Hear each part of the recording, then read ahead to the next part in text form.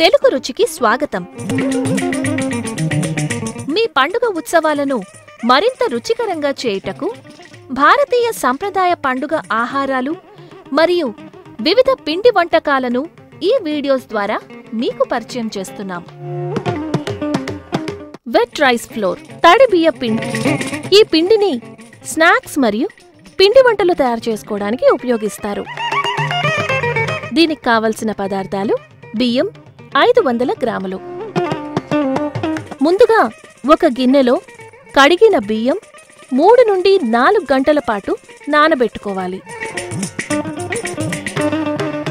తరువాత నీరు లేకుండా ఈ బియ్యాన్ని తీసుకుని పొడి వస్త్రంపై 1 నుండి 2 గంటల సేపు ఆరబెట్టుకోవాలి.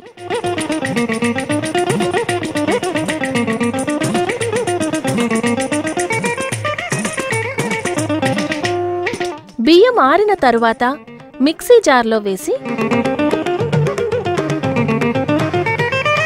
మిక్సీ పట్టుకోవాలి.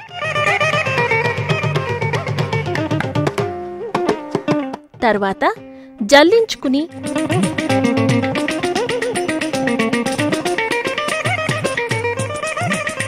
ఒక గిన్నెలోకి తీసుకుంటే